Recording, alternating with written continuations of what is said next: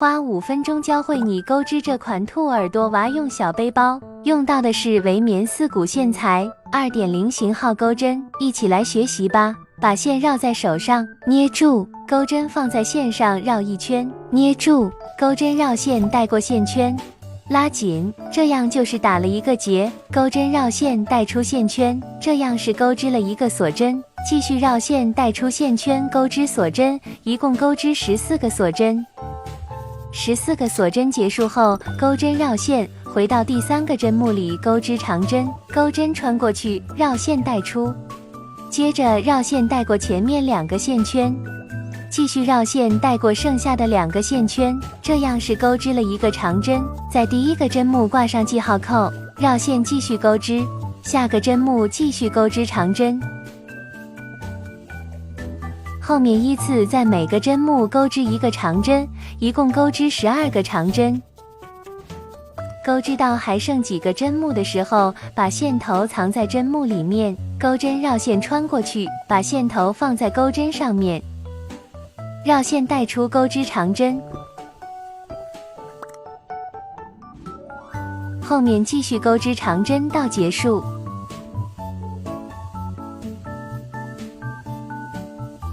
最后一个长针结束后，拉长线圈，翻到背面，把刚刚压着钩织的线头拉紧，直接剪断，翻过来继续钩织。最后一个针目可以挂上记号扣，接着继续钩织，先钩织2个锁针，翻转织物，钩针绕线，在刚刚挂记号扣的位置钩织一个长针。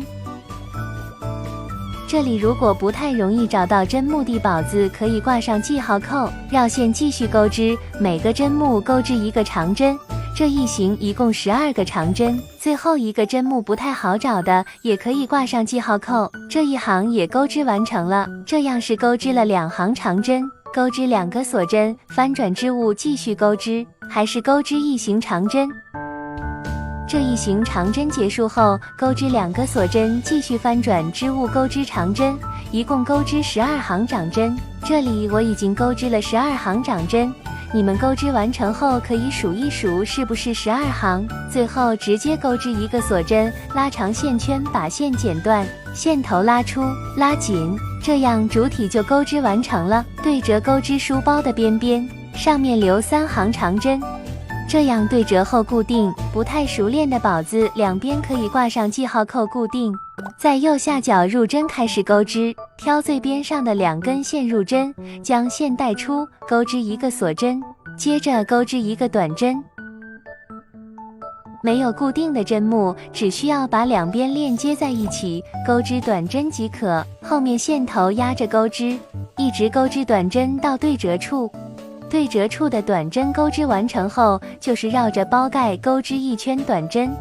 也是挑长针最边上的线钩织短针，拐角处钩织2个短针。包盖这边就是每个针目钩织一个短针。最后几个针目的时候，跟开头一样，把针目压着钩织，拐角处也是钩织2个短针。侧面也是一样，钩织短针到第3行和对折处链接，这里钩织到第3行了，和对折处的第1个针目连接，钩针穿过去，接着穿过后面的针目，绕线带出钩织短针，继续钩织短针，把2边主体连接起来。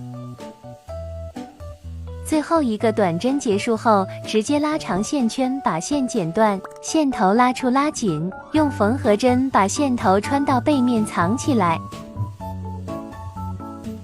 包身就钩织完成了。翻过来找到包盖中间的位置，入针，绕线带出，接着钩织锁针，钩织10个锁针，结束后回到刚刚入针的位置，钩织引拔针，拉长线圈，把线剪断，把线头挑出，拉紧，用钩针把线挑到背面，2根线头打结固定，包盖位置就钩织好了。接着钩织肩带部分，还是在右下角入针钩织，将线带出钩织锁针，一共钩织16个锁针。结束后和连接处最后一个短针引拔。把线剪断，线头挑出拉紧，这样一个肩带部分就钩织完成了。把线头都用缝合针藏到背面，一边肩带就固定好了，另一边也是一样的钩织方法。钩织16个锁针和最后一个短针引拔，两边肩带钩织完成后，我们来钩织兔耳朵部分，把线绕在手上钩织，先打一个结，接着钩织6个锁针，6个锁针结束后，回到第2个针目钩织短针，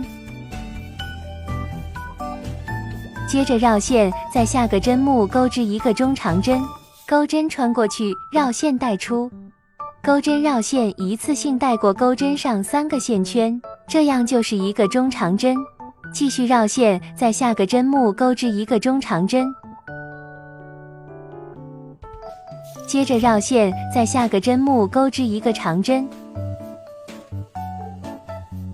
绕线在最后一个针目里面钩织5个长针。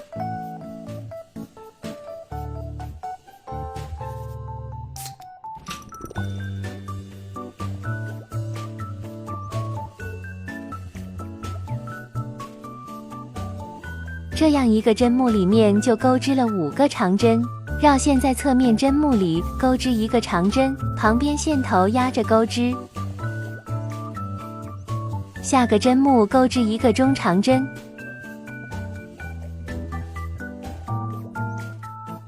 下个针目继续钩织中长针，